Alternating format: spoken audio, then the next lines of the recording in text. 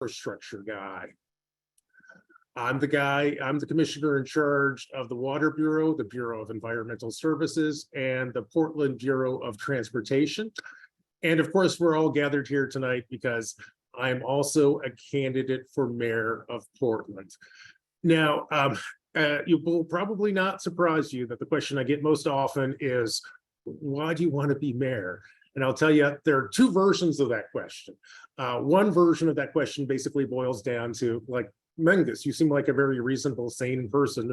Why would you subject yourself to the abuse and frustration that inevitably comes with running for and then actually being mayor?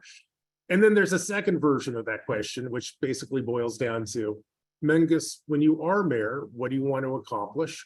I'd like to start out tonight by taking a minute to answer both of those questions. So why do I want to be mayor? I want to be mayor because I love Portland, and the city I love is in crisis. We all know that homelessness is out of control, homicides are out of control, and residents and businesses are fleeing the city because the financial and psychic costs of being a Portlander are just too damn high. I'm also running for mayor because I believe that we can still turn this city around. I'm not naive. I know that that won't be easy, but I also try to embrace the most meaningful work that I can find, and helping the city I love heal and thrive again is the most meaningful work I can imagine. Now, there's the second version of that question. Mingus, what do you want to accomplish when you're mayor? And here's my answer for that.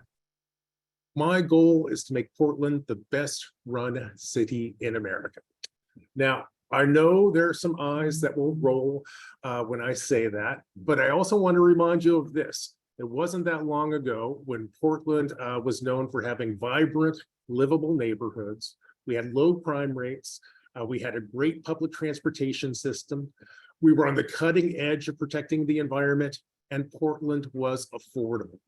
Now, I believe we can achieve all of those things again, but it's going to take vision. And I have a vision for Portland. I believe that Portland can be the best run city in America. I believe that we can make Portland a great place to start and grow a family and a business. I believe that Portland 2.0 needs to be a tech hub and a tourism destination. I believe Portland can be the greenest city in America. And I believe that Portland can be a center for the arts and a center for industry. And I believe that Portland can and must champion racial equality and economic opportunity. Now, I also want to set some expectations here. You know my North Star. My North Star is to make Portland the best run city in America. It's fair for you to ask, will Mayor Mapps transform Portland into the best run city in America by the end of his first term? And I'll be honest with you, the answer is probably not. However, by the end of my first term, I think that we can take a city that is clearly headed in the wrong direction and get Portland moving in the right direction again. So how do we get this city back on track? Well, I think that we can start by having the courage to change and by focusing on three priorities: houselessness, public safety, and economic recovery. Now, here's the change that I think we need on houselessness. We have to have the courage to admit that the city's relationship with the Joint Office of Homeless Services is broken. I believe it's time for the city of Portland to pull out of the Joint Office and spend our houselessness dollars on programs that have a proven track record of getting people off the streets, into housing, and into rehab. Now, here's the change that we need on public safety. I think we need to have the courage to recognize that Portland needs to right-size our police department. You, for example, would expect a city of our size to have about 1,200 police officers. Today, Portland has about 800 police officers. And finally, here's the change that I think that we need to embrace in order to bring about economic recovery. Portland has to have the courage to change its relationship with business. City Hall has made it too hard to start and grow a business. The red tape and taxes Portland imposes on businesses is driving economic opportunity out of our city.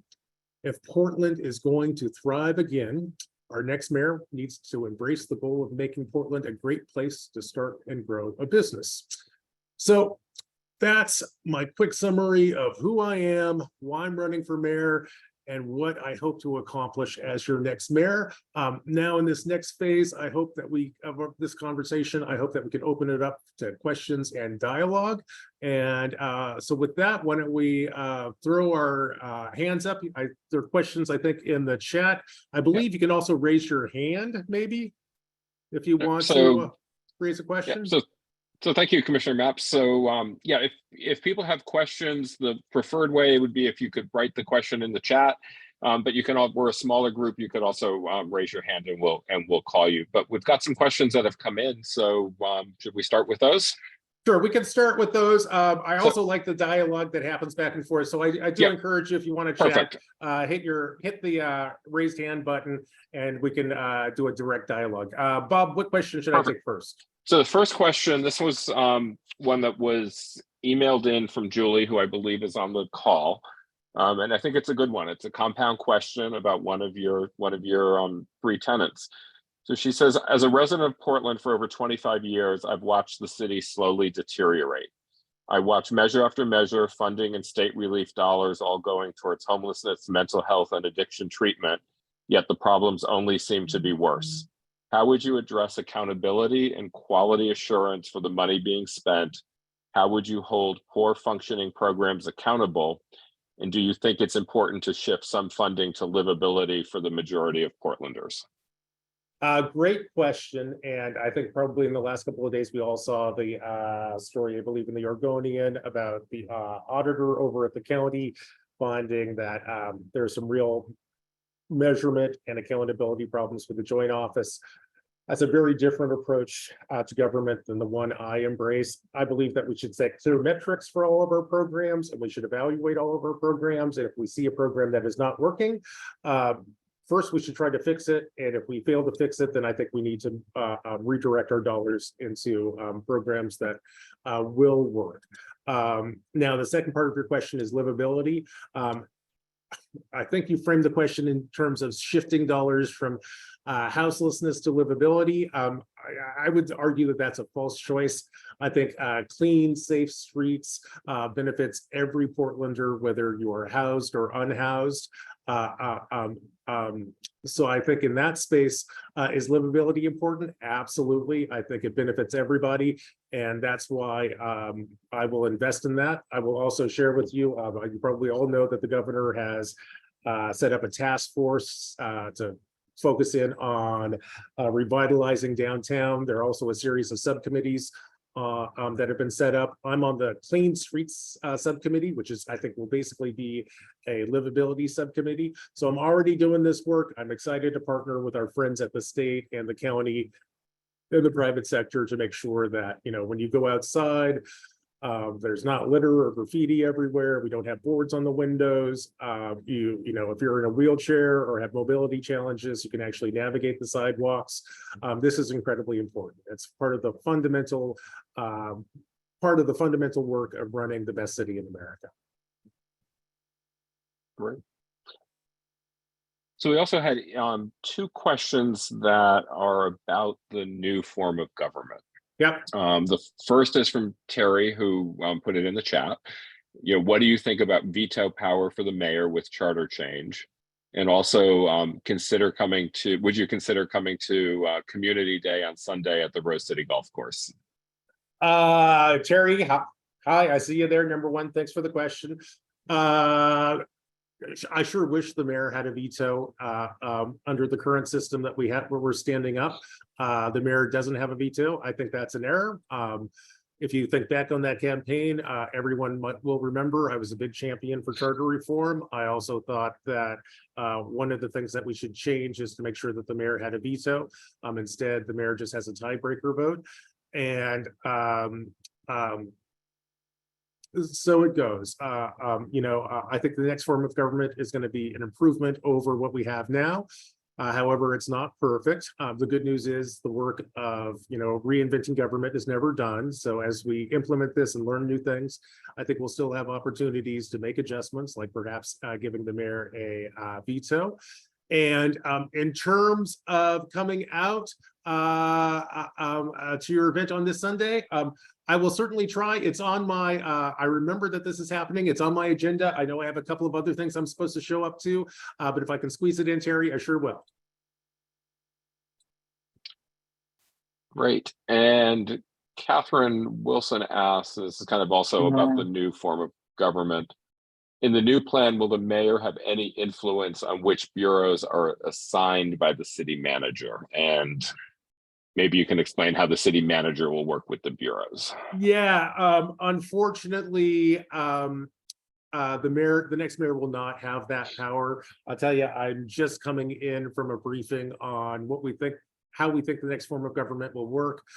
The mayor is basically going to have the power to hire the city manager and hire the police chief. So the mayor is going to be very involved in this public safety space and will have overall responsibility for managing the city. For the most part, though, the city manager is going to be the person who has the responsibility for picking bureau heads and work like that. So. And I see Dr. Jim has his hand up. Jim, how are you? Can you hear me? Yep. Hi, can you hear me? I sure can. Hi, yes. I swear I submitted this question online, but I couldn't find it. Put my video on. One of the things that is kind of aggravating being in the city and makes us look bad at this point is our kind of antiquated system of property owner designated street maintenance and city designated street maintenance. I'm became aware of this, especially when I live in Southwest and Capitol Hill Highway was being worked on, and people were routing through our neighborhood. I found out later that we're on the property owner designated maintenance streets, and all those property owners that voted for that, whenever our area was annexed, are gone. And there are all these big infrastructure money, the IRA, federal money, perhaps in the bipartisan infrastructure law as well. There's federal money for this. My understanding is that Portland is not asking for any of those federal monies if we have a designated for those streets that are designated as property owner maintenance. I think that's a mistake. So number one, we should be asking for that right now. And number two, it's time for us to grow up. We need to look like a real city. I posted this issue on Nextdoor, which I don't like, and people were saying how, there's all this car damage that, the citizens are paying either by maintaining the roads, or they're paying by maintaining their cars and fixing them when they get messed up. So anyway, I thought I would put that forward. I'm a public health person, so I'm a prevention person. Love to talk to you about that. Thank you so much. Jim, thank you so much for the question. If I'm understanding the question or the issue you're raising, I'm your PBOT guy, so this is a really appropriate place to raise this. Most of Portland's public streets are actually owned by the public, so PBOT maintains them. However, there are a handful of streets in the city which are private, usually because of some complicated historical factors involved. If I could interrupt you, Sure. Actually, when the contractors who did the Capitol Highway, they were the communication people. Yep. When they sent me the maps, and I should say Representative Con Pham in Southeast, she's really concerned about this too. I think if you actually look at the maps, quite a bit of Portland residencies are property owner maintained. So anyway. Yeah, Absolutely. I get the problem and I deal with versions of this almost every day. So number one, thank you for highlighting it. I'd encourage you to, and I'll alert my office, but it would be helpful if you sent me an email to my city hall office on this. In some situations, we actually have the capability to take over control of that. And indeed, I expect to do that in a couple of spaces moving forward. Also, one of the other reasons why I'd appreciate an email from you is you talked about a federal program that we could tap into, which I confess I wasn't aware of. I'm sure someone at PBOT is, but if I can get the details on that, I'll be sure to follow up with staff and we can at least get an answer back to you on that. And also, if you tell me about your specific street, I'll literally take a look at it. I have looked at some of these streets and come to the conclusion that the city should take control of them. I could do that. I could send it to the email that's posted or someone else if they want to put that in the chat. And thanks so much. All right, great. Thank you. Hey, Bridget, how are you? You kind of got me in this business back in the historic Park Rose days. It's good to see you. Yeah, good to see you. How's it going? It's You're going. doing great. Oh. Thank you for running. We really appreciate you being out there. Of course. Love that you're coming from the neighborhood perspective, and that's great because we know all our neighborhoods are great, not just one, but all these great pockets. We got 95 of them. I got a question for you about Yeah. the I-5 bridge connection. Okay. So, because we're out here on Bridgeton Hey, you and sure are. very intimately connected here with this new bridge project. We live on North Portland Harbor. There's a body of water between Hayden Island and Bridgeton, Portland proper, and it's fabulous. It is such a cool place, and everybody here and everything here is just going great. So we want to make sure that that gets recognized with this whole development of this new bridge. You know, we're going to have Yeah. a local bridge over to Hayden Island, and you are the leader kind of type. I know you're leading in Frog Ferry, right? You're still a huge supporter. Yeah. So, you know, that's a visionary thing, and it takes leadership to be able to recognize that we got a jewel here, North Portland Harbor. It's just waiting to be recognized, and lots to do, of course, to make that happen and to make a beautiful, safe bridge. Well, Kate, Bridget, thanks for the feedback, and I'm exactly the right guy to highlight this too. You know, in addition to managing our transportation system, I'm very involved in the I-5 bridge. I'm the Portland representative working on the community benefits agreements that'll help neighborhoods like you on our side of the river. We are digging into that very deeply right now. And here's my suggestion. If you reach out to I'll have Katie Meyer, who I know you know well, who's my point on this, give you a call, and she can talk to you about sort of where our plans are right now. And probably the most important thing is we're really we're at the very beginning phase of figuring out how to serve neighborhoods that are directly impacted by the bridge. I think there's going to be some really exciting opportunities there. Katie is the lead staff person on that. And so I'll make sure that you two talk and you know, both to exchange information, but there's also going to be, I think, for the next year or so, an extended dialogue with community members about how to make this bridge fit Portland. And we very much need. Sounds like a input great from thing. folks like Thank you. Great, Terrific. thanks. Great, Thank thanks, you. Bridget. Hi, Jennifer. And Thanks for raising your hand. Hi, I worked in Connie McCready and Neil's office as personal staff when we decided against the Mount Hood Freeway. Yep. All the environmental impact statements, and instead put in the transit mall and the trains. Yep. So as this conversation about building more asphalt and more concrete on a planet that's dying as an answer to a transportation problem rolls forward, it concerns me enormously when there has been a fantastic neighborhood effort to put together river transit that will carry more people at a lower cost and certainly a lower environmental impact. And it's impressive. It's an impressive nonprofit effort, singular in the nation. All it needs is a yes from the city council. Will you guys get this on the calendar, please? And vote the yes so that the ferry funds that are in the federal infrastructure bill can be accessed and we can get going with it.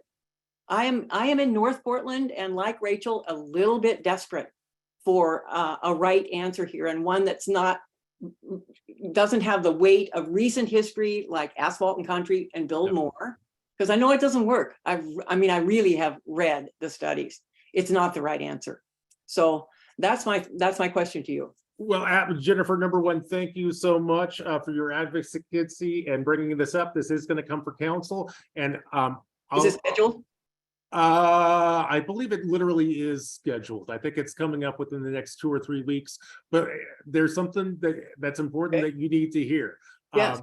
If you want to have this happen, you really got to reach out to the other offices on council and let them I'm know trying. that this is a priority. Who doesn't answer the phone and who doesn't answer email? I cannot believe it. I mean, I'm served. I don't get it. I understand. And I want to be clear with you and Bridget, because this has literally been a big part of the work this week. I'm looking for 3 votes on council, or 2 more votes on council to bring this forward. And it's not clear that I have the 2 votes I need. Tell me who.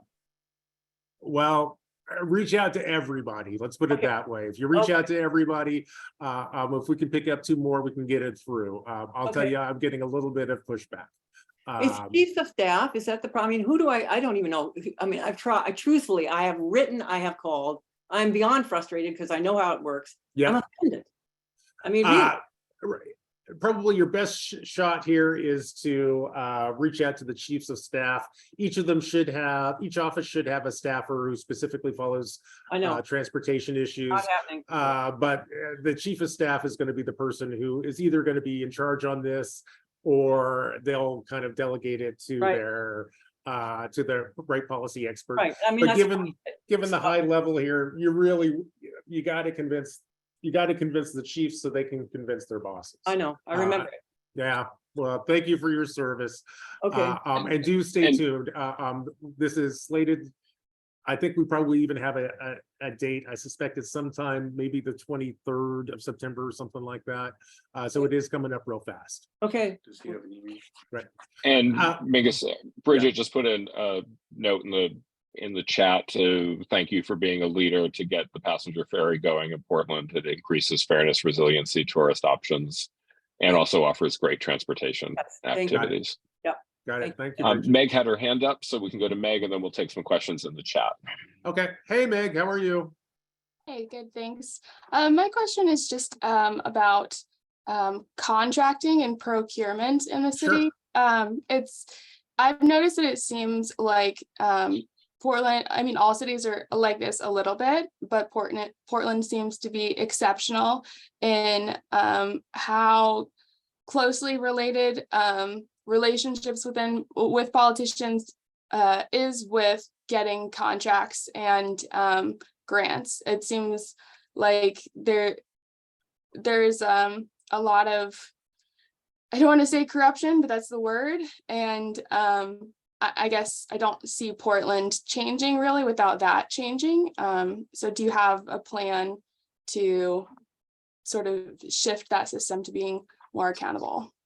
Well, Meg, thanks for bringing this to my attention. I can tell you, at least in my bureaus, that's not the way I work. If that's been your experience in the infrastructure space, let's talk offline, because I would like to chat with you about it.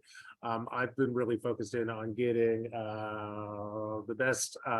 the best value for the dollar, and also to promote equity. I'm trying to when appropriate and when they're the best suited for the job, making sure that businesses that are just starting up, owned by women or minorities, are able to actually do business with the city. Also been doing a lot of work to make it easier for folks who normally don't contract with the city to actually help us get our work done. Moving forward, procurement is a space where we're kind of constantly working on. And I also want to say, if you really do see inappropriate behavior, I encourage you to do 2 things. Number one, contact the commissioner who's in charge of whatever space seems to be a little bit off. And number 2, if you're really concerned about it and think some real rules are being broken, if you reach out to the ombudsman, who's in the auditor's office and lay out your concerns. This is exactly what they're there for. So they will follow up. So if you hit the commissioner and you hit the commissioner, probably copy the mayor on it. It's probably wise too. And if you're still really concerned about the response you're getting, reach out to the ombudsman and those accountability mechanisms. I trust will make sure that we're playing by the rules. All right, great. Mingus, Roger has his hand up. Roger, I don't see your just hand, lost it. but if you start talking, I will. Hey, Roger, there you go. How you doing today? I'm doing fine. Good. I'm sensitive to the homeless and their need for drug treatment, Yep.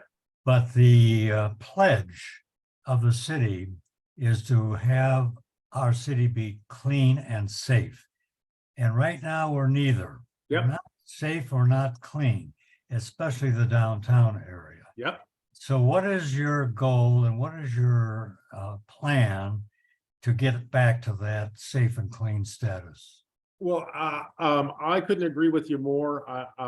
You know, a lot of Portland's problems are nested. So houselessness, drug addiction, crime, faltering economic development, I think are all intertwined in this space. So, you know, one of my top priorities in particular for downtown is to make sure that that space is clean and safe. That's incredibly important because downtown is the economic engine for the city and frankly, the economic engine for the state. So this has to be a top priority. You know, I already, in my opening remarks, I mentioned the fact that I've come to the conclusion that the city's relationship with the joint office is broken. You know, in the city of Portland, managing houselessness is a shared responsibility between the city and Multnomah County. The way it's supposed to work is Multnomah County basically takes care of human beings, making sure that people get into shelter, making sure that they get connected with drug treatment. But what the city is supposed to do is make sure that the public right of way, your sidewalks, your parking spaces are clean, and we also of course provide public safety services. Now the joint office is the mechanism that's supposed to coordinate those services. I think it's transparently clear that the joint office, the joint office is certainly not meeting my expectations, and I don't think it's meeting the expectations of any Portlander.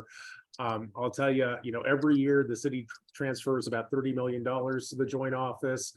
We have no control over how those dollars get spent. There's very little accountability or transparency over whether or not those dollars get spent.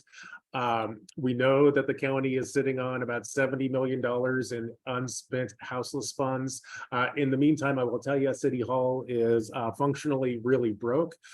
So one of the things that I think is important is for Portland to stop doing the same thing over and over again and expect different results, which is why I'm calling for the city to end its formal relationship with the joint office and take that $30 million that we currently transferred to the county and deploy it ourselves. Now, you know, does that mean that we just never work with the county? No, I don't think that's the case, but I think that we should have very clear, concise contracts with metrics and outcomes and evaluation, which define whether or not, which clearly spell out our expectations for what the county does.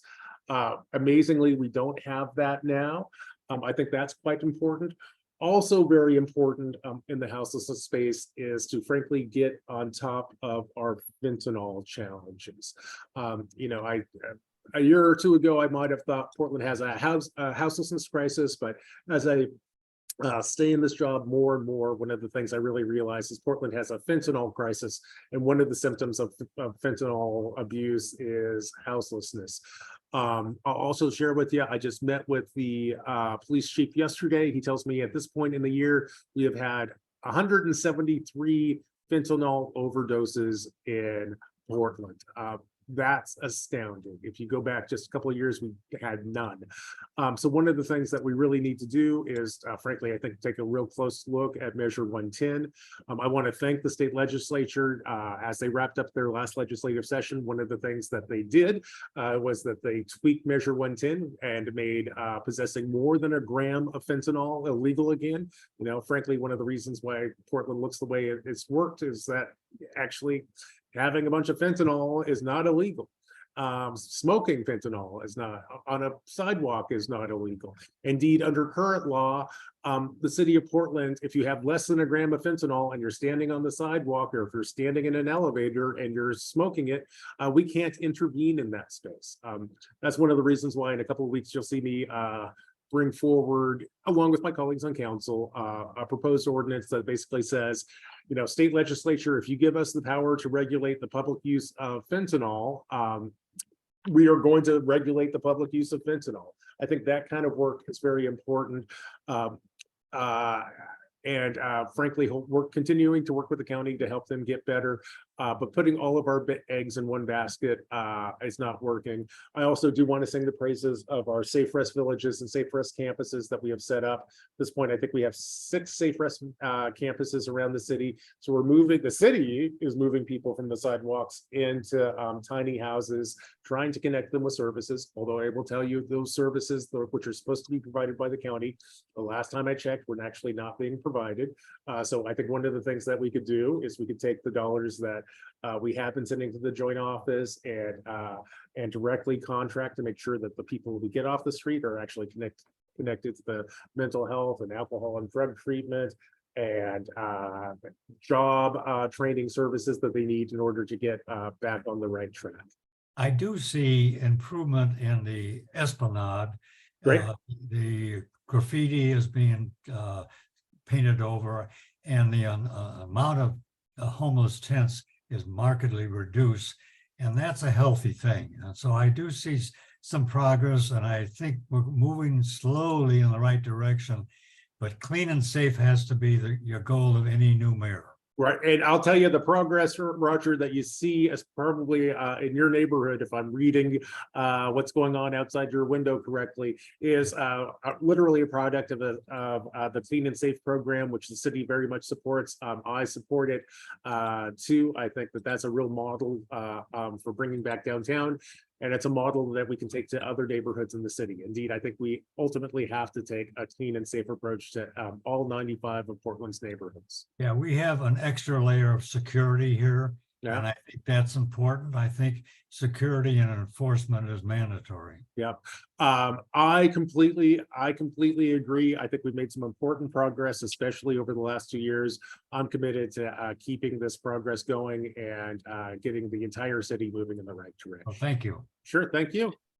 So Mingus, we've got a couple. Okay, go ahead. As I said, we've got a couple questions that have been in the chat for a while. So if we can take those, and then we'll go Sure. back to questions. And I think these people are here. So if you are and would like to jump on, please do. The first one's from Tom, and it's a compound question. I guess first of all, he's inviting you to the Hawthorne and Kenton Street fairs this Sunday and to the Frog Ferry wow. block party at Cathedral Park. So it's going to be a busy weekend. Oh my gosh.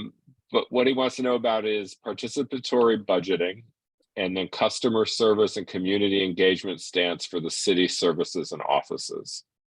And will you get agencies to provide summits and workshops to present projects to the communities or districts in those districts? And can you as mayor do that? I guess I would add. Okay, those are great questions. Let's take it in pieces. I'm looking for it. That was Tom's question. Tom Karwacki at Yes. 646. So Are you there, Tom? I certainly am. All right, there you are. I see you. All right, So- can we turn so this he into said- that was like 5 questions here. Can we break Well, it down yeah, a little bit? But first, thank you very much. PBOT has never moved as quickly as it has for the Safe Rest Village for North Syracuse. The construction starts tomorrow, Great. and that is about 3 weeks from when we met with the neighbors and the Safe Rest Village residents. And it was a real problem. There's a lot of design errors that were made in that Safe Rest Village, but this is one major one. And thank you very much for PBOT moving as faster than I've ever seen it move in a non-life threatening situation. You're making my day. I'm proud of them. As soon as we learned about the problem, we were happy to step up. So yeah. the other issues was participatory budgeting has been brought up a lot by community members, and I think you might want to start thinking about how to do that.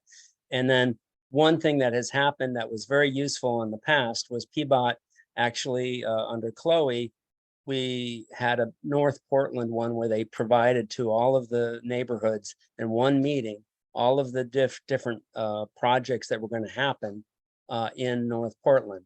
Oh. Similarly, it could be done for each of the new districts, et Yep. cetera. But it was very, very useful.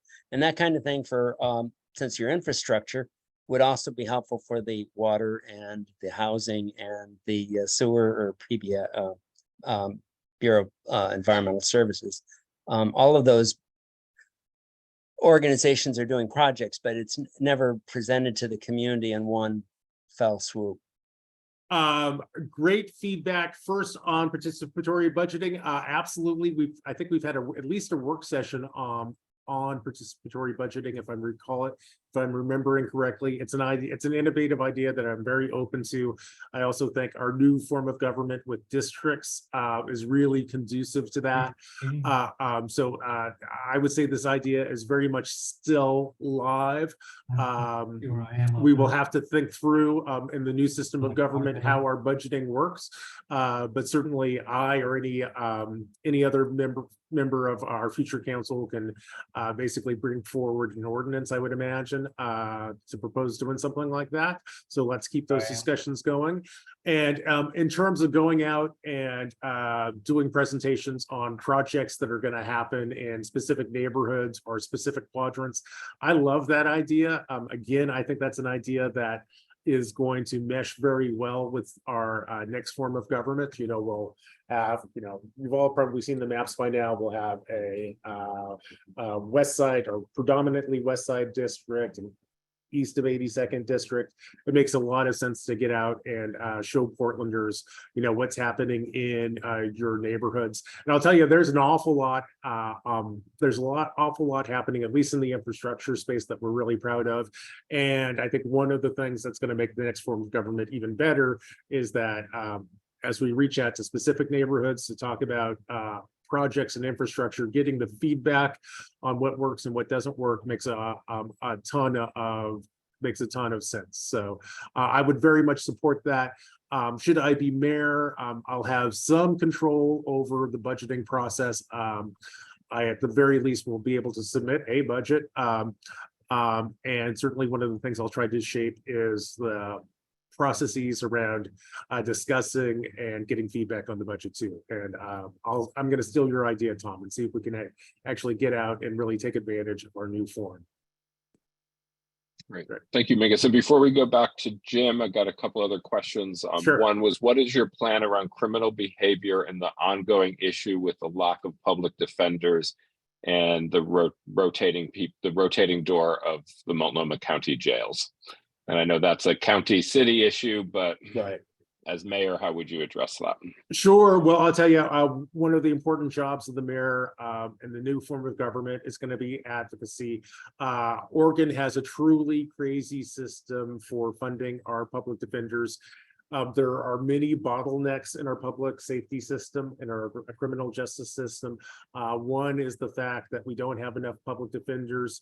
It's one of the reasons why I think the DA gets accused of not bringing charges in some cases that we'd like to see them bring charges. But if you talk to the DA, one of the things he points out is, I'm not going to bring a charge against some guy who doesn't have a lawyer.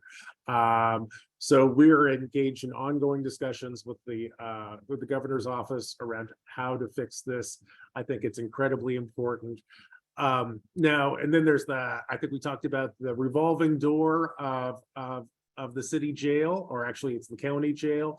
I wouldn't even describe it as a revolving door. It's actually pretty challenging sometimes just to get in the door.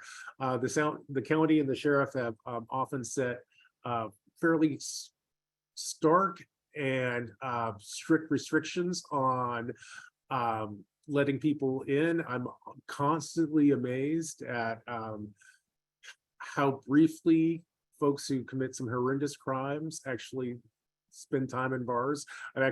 Behind bars. I've actually made the plea to the DA to, when we arrest someone for, the goal literally is to get people out of jail in 4 hours.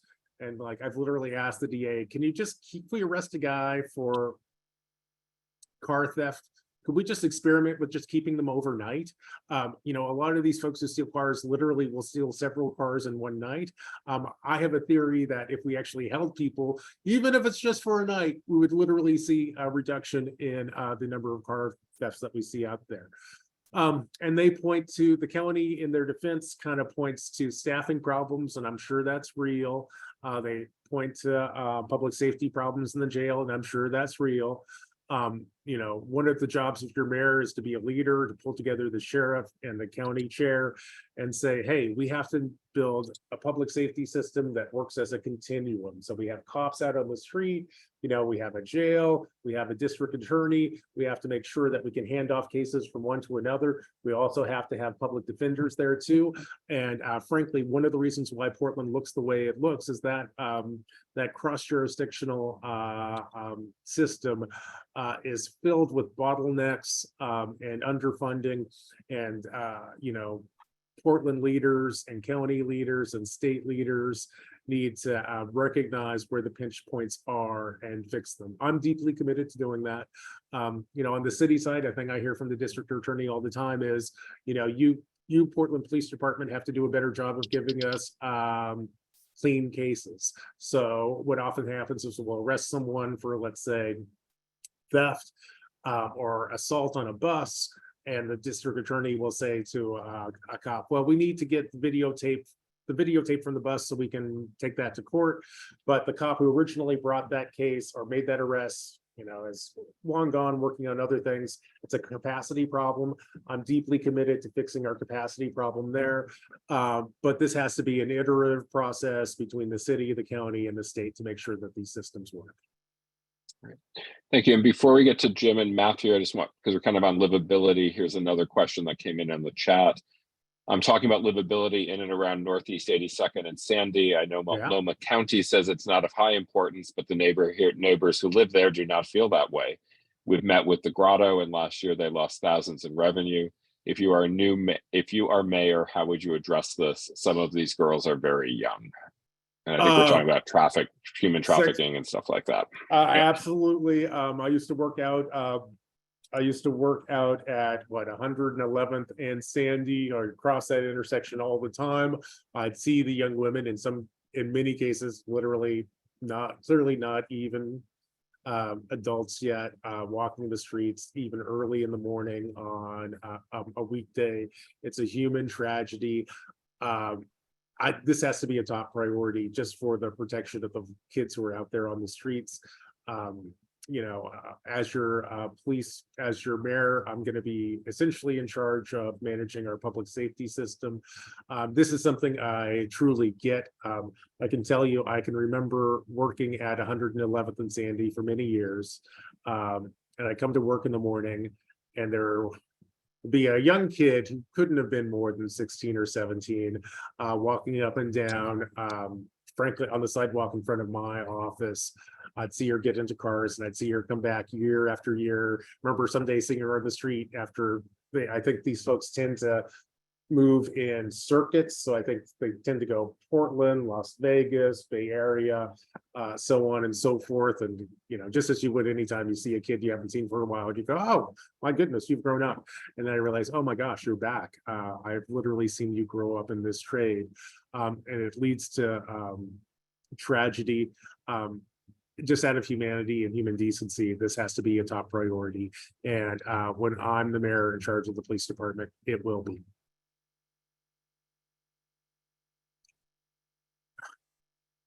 You're muted, Bob, but we can go to the chat. You heard me go. I said we're running along, but let's go to Matthew, and then we have a question that came in, and then we'll go to Jim, who I know has a good question on climate that I think we'll also take in some other questions that were in the chat. Great. And any question that was asked in the chat that we didn't get a chance to answer, we will answer and send those to you as well. So Matthew, would you like to unmute, and the floor is yours. Hey, you know, I hear the excuses from Multnomah County for not prosecuting, and we've heard this for a long time, but if you look in Clackamas County, they do prosecute. Yep. Somehow they're able to find public defenders.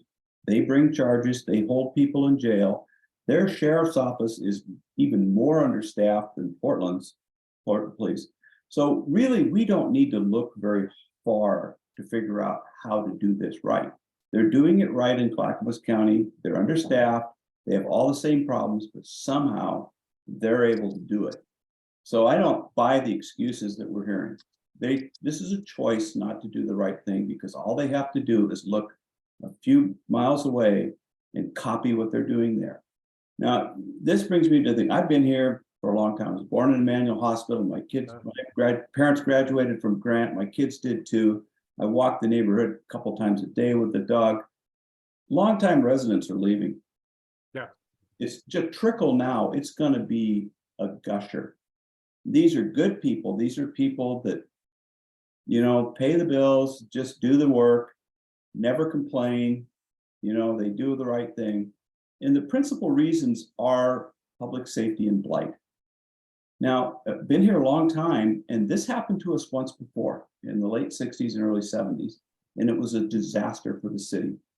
That you can't just have people going, I'm done, I'm out of here, and leaving. You mentioned that the police staff is about 3/4 strength. I bet it's less than that. We have this Police Accountability Commission, which I've been following, which seems toxic, anti-police group. Their proposal is negative and flawed and harmful, and I don't think that helps us in any way. The people that forecast these things are saying 2024 is going to be a tough year for violence.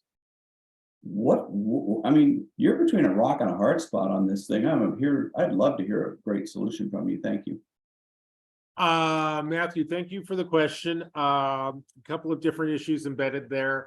One, you point out that other jurisdictions in terms of prosecuting crime seem to be approaching it differently. I think that's true. That's my observation. True too. I'll also point out that the DA is an elected position. I think the DEA will have a primary this year, and you will have two, I think, fairly stark choices here. You have the incumbent DA, who is a very nice man. I like him a lot. I think he is the embodiment of a progressive DA. And then we have a challenger who also has DA experience, but is much more of a meat and potato kind of guy when it comes to prosecutions. So I think you're right to focus in on the issues, and you have some pretty clear choices there.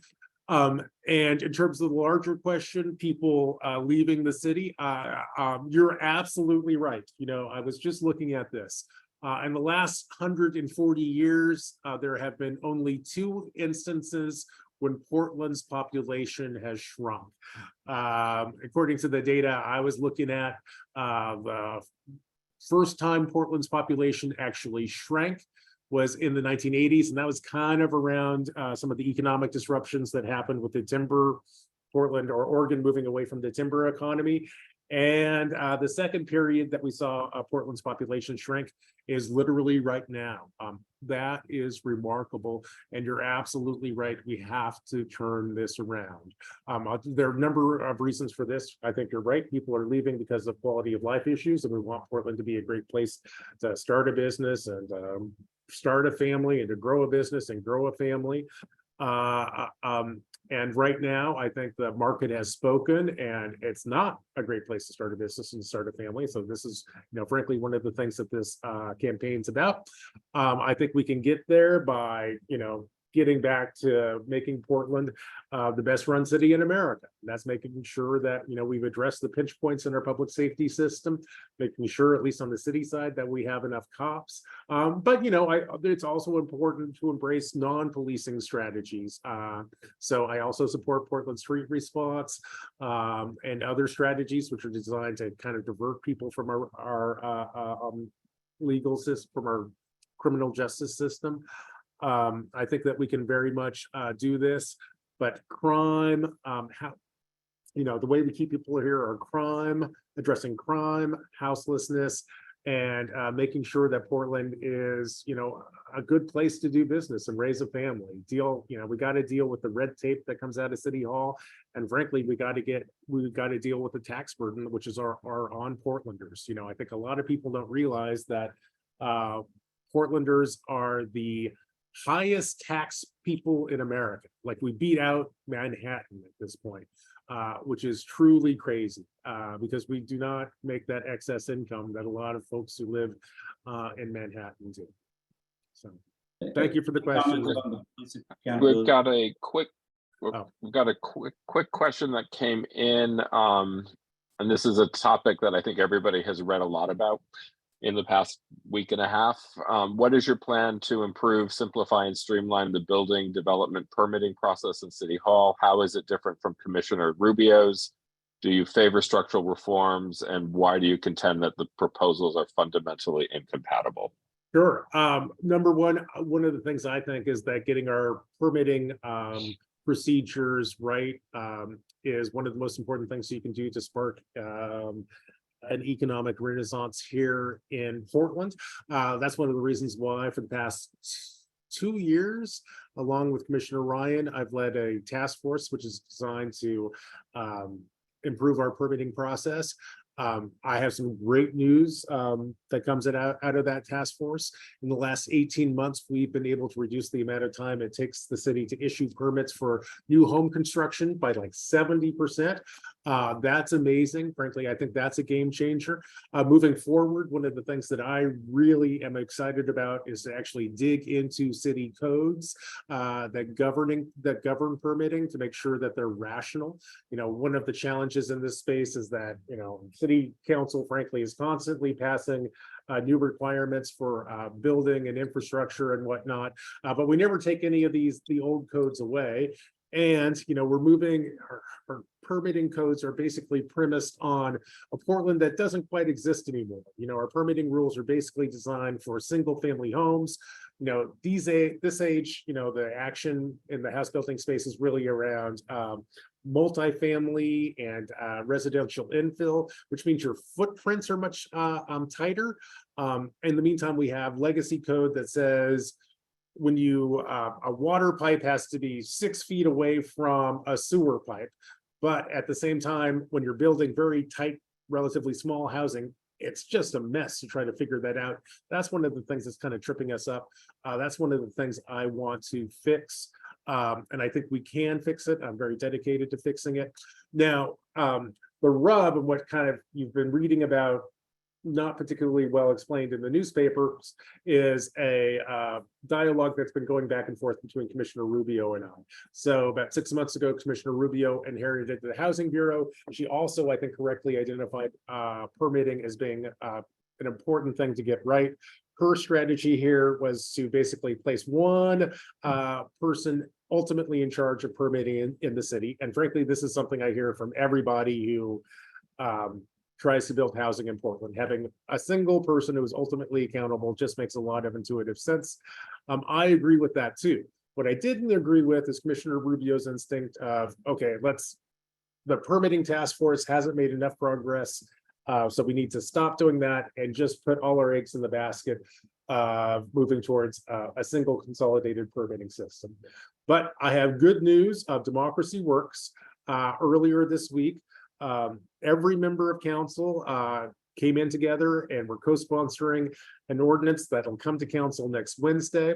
And basically what that new ordinance does, it says we will do both. We will continue the important work of the permitting task force. And within a year, basically, we will set up a single body, a single person who is ultimately accountable for the permitting system. I really appreciate the dialogue on this. We are moving on an awfully tight timeline in this space, but that is our North Star. We have 5 votes in favor of it. I want to thank my colleagues on council for helping us get there. I think it's going to make it much easier to build housing in the city, and I'm proud to have been part of that process. Great. And I'm going to ask Jim to hold just one more second. We got Sure. a really quick question from Stan Penkin, who actually is dialing in from Mexico Oh, wow. to hear you tonight. So he wants to know, what is your reaction to the governor's creation of the newly formed task force? It strikes him that it's composed mostly of political and business leaders, but has virtually no neighborhood inclusion. This does not seem to be a good example of communities and government working together. Well, I hear your frustration there. this is very much a project that comes out of the governor's office. Frankly, while it's not perfect, I welcome the governor taking an interest in downtown Portland. I'm also tell you, this is from Stan Pinkin. Yep. Okay. I think the governor is also becoming aware of some of the limitations of how she set this up. So after she initially announced the committee, one of the things she did maybe a week or two later, she reached out to my office and asked me to serve on a subcommittee there. Again, we'll be focusing in on clean streets. So I would view this as a work in progress. And if you have feedback for how we can make it better, I encourage you to write the governor on this. I've been advocating, for example, that the governor include members of the county commission on the subcommittees too. I think that would make a lot of sense. And so far in our experience, the governor has actually been open to reimagining this a little bit so it can be the best committee it can be. Thank you. And Jim, thank you for holding. Thank you so much for taking my question. I actually wanted to just back up for a second and say something about public safety. Yeah. And one of the things that my specialty is actually public health and preventive medicine. This is my area of expertise. And we have underinvested in prevention, upstream solutions, like you were talking about, some of those other things. And the question really here is, we keep doing the same thing. The metrics that are making more arrests or whatever, that does not seem, we're still doing the same thing and we're getting the same result. And so I would challenge you, and I support the incumbent DA, because he's looking at different metrics and evaluating the results of those approaches. Putting people in jail is I would say, it's like blood on the floor with a firearm. We could have stopped that incident from happening, and now it's happened. So anyway, let me back up to climate change. Yeah. I just want to bring this issue up, and really, we need to move to clean energy. We all know that. However, the current system incentivizes a monopoly developing with large corporations like PGE in Southern California, where my mother lives, Southern California Edison, that are both the transmitter of energy, but they're also the buyers of clean energy, of any kind of energy. So what you get in your bill from PGE is, you have to pay more for clean energy. But wait a minute, there are all these different, there's competition going on in the production. We need to actually look at this. Representative Gambia has talked about this. I don't know if people realize that PGE proposed a 45% rate increase recently that got struck down. And my mother's Southern California Edison just proposed a 37% increase. They're controlling both the access to clean energy and the transmission of it. That's not capitalism. That's not a fair system. And I would really like to hear how you might approach that from a policy position, because we've got seniors that are turning off their, and poor people that are turning off their heat. And it's not going to get better. It's going to get worse. Well, Jim, thank you for highlighting that. I think here in Portland, you might discover that we have a different experience. Portlanders passed through a ballot measure, passed and created the Clean Energy Fund. So that's a 1% tax on really big retailers. One of the things that surprised a bunch of us, including myself, is that that program is pulling in way more money than we ever expected. Frankly, we expect $750 million to come through that program over the course of the next 5 years. And the voters set that up to be very much community driven. Indeed, I bet you if you look at your newspaper today, I know the clean energy folks did a press conference to announce and unveil the initial set of investments that they hope to make in this space. And they really are bottom up as opposed to top down. So I think we're trying something different here in the context of Portland. and separate from the Clean Energy Fund, I do want to say this. One of the things that I take very seriously is meeting our city's climate goals. We basically set the goal for ourselves of cutting the amount of carbon emissions that get put in the air here in Portland by about 40% in the next 5 years or so. It's going to be awfully challenging to meet that, but I tell you, I'm deeply committed to meeting that goal. And I, as your PBOT guy, I have a huge amount of responsibility for that, because there are basically two pots where that carbon comes from. It comes from transportation, and it comes from basically housing and whatnot. When I look into the future and see the commitment in the city, see the investments being made in the city, I'm actually confident that by the time my kids are my age, actually Portland will be a net zero city. So that's very exciting. I also agree with you, though, a thing that no one's talking about is, the way we're getting there is by pushing for electrification. Electrification is great, but it depends on how you produce that electricity. And the dirty secret here in Portland is the electricity that gets produced is made by burning coal. And that's a problem we got to deal with. I do know that we're going to have a work session in council on this in the next couple of weeks, where I think the energy companies are going to come in and talk to us about what they have going on. It's been probably a year or so since I've heard where they're at. So stay tuned. But I think the bottom line is, I think you're going to see a different approach to decarbonization here in Portland than you see in other places. If I could offer one sure. one thing, Congresswoman Bonamici in April hosted a special session, the town hall, highlighting things from the bipartisan infrastructure and the great incentives on tax incentives for transition for high income people. So if you pay taxes, you can get a great tax break. Yep. Getting a heat pump and et cetera, et cetera.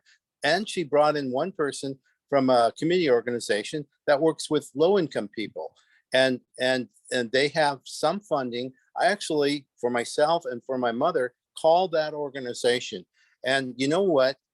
They couldn't even staff the phones. They had their message was, leave your number, leave your income, and if you qualify, we'll call you back. And we don't know if we'll have the funding to help you do whatever it is you're asking for. And then they did call me back, and they said, we're just totally underfunded to help low-income people make those same types of things that they need to do in order to be to have affordable energy. So I want to offer that to you. Well, thanks for sharing that. We're going to try. When I'm mayor of Portland, we're going to try to take a very different approach and start from the bottom and really try to serve our most vulnerable Portlanders. Thank you. Sure. Well, we are just about ready to wrap up. If we haven't gotten to your question, we will email you an answer back. I also just want to say this has been really enlightening, and we're going to have these town halls every 4 or 5 weeks or so, and hope that you will come. It's going to make Commissioner Mapps a better commissioner and a better mayor, and we love hearing from all of you. But before I do that, I'd like to pass things over to my colleague Colin, and then we'll hear from the commissioner for some closing comments. Hi. Thanks, Bob, and thank you everyone for joining us this evening. Over the next 14 and a half months, there's going to be many ways that you can help out the campaign, but the most important way you can help right now is by clicking the links to the donation page and the campaign website that I put in the chat. I think we've mentioned this before, but we're utilizing the small donor election program this campaign. So even a $5 donation really helps us make the qualifying number to get public matching funds. If you're still undecided or unable to donate today, please bookmark our website, mingusmaps.com, MINGUSMAPPS.com, to stay up to date on the campaign. You also find a link to the donation page there as well. That's my spiel, so I'm going to turn it back over to Commissioner Mapps for his final thoughts. Well, thank you very much. I want to thank everyone for showing up tonight. I want to thank you all for being so engaged in making Portland the best city that we can be. You know, I've been in City Hall for 2.5 years, and I will tell you, well, the challenges we face are quite serious. I also believe that Portland can get back on the right track, especially if we focus in on public safety, houselessness, and economic recovery. If my vision is also your vision, I sure hope that you will consider donating to the campaign. I'm doing public financing, as you heard, which means the good news here is I'm a cheap date. The most I can accept from any individual is $350. But I will tell you, my goal right now is just to get 750 Portlanders to donate at least $20 to the campaign. Once 750 Portlanders donate to the campaign, we'll qualify for matching funds and we'll really be on the road. You can donate by going to my website, mingusmaps.com, look for the donate button and press it here. I'll also point out that this is going to be a very different election than we've seen in the past. This will be ranked choice. So if there's a candidate, if you like me and you're like someone else, that's no longer a problem. You can express your ranked choices for both of us. But in order to really get this ball rolling, I really need you to do exactly what you did today. Come out to events like this, ask smart questions like you did. If you want to get more involved in the campaign, please think about organizing a virtual house party for the team or a real life house party. We'd love to actually get out and meet folks in your network. And I hope that everyone is doing well, and I will try to let you go before the sun slips behind the hills. So thank you so much, everybody. This was a ton of fun for me. I'll also say this is my first town hall of my mayoral campaign. So this has been very special. I will literally remember this night for the rest of my life. Thank you and be well. Thank you, everyone. Thank you.